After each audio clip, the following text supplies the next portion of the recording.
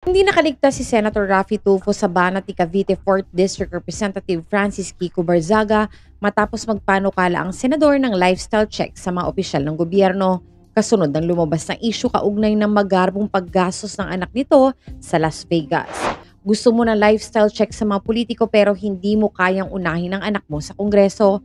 Yan ang tanong ni Barzaga na tumutukoy kay Quezon City 2nd District Representative Ralph Wendell Tulfo. Giit pa ng kongresista kung totoong seryoso si Tulfo sa paglilinis sa pamahalaan, dapat magsimula ito sa sarili niyang pamilya.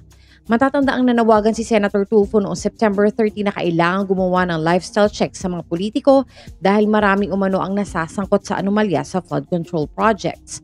Ngunit ilang araw bago ito, binunyag ng political vlogger na si Maharlik ang umano'y paggastos ni Representative Tulfo ng 6.6 million pesos sa 2 gabi lamang sa Las Vegas noong December 2024. Kalaki pa ang mga videos at resibo ng mga binayaran sa party, kabilang na ang alak na umabot sa higit $114,000. Nilinaw naman ni Tulfo na hindi totoo ang petsa at nangyari ang naturang party noong 2023, hindi 2024. Giit pa niya wala rin pondo ng gobyerno ang ginamit at personal na credit card ang ipinambayad niya dito, habang may mga kaibigan at kasamang nag-ambagan.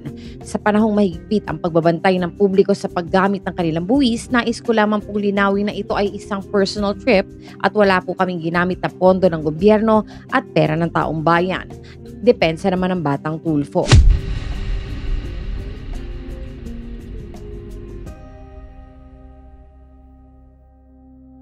Hindi na itinanggi ni Quezon City 2nd District Representative Ralph Tulfo na siya ang nasa isang viral video na unang inilabas ng Boljak TV.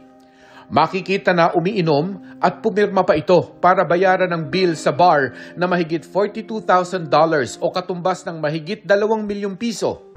Sabi sa post, kuha ito sa Las Vegas sa Amerika.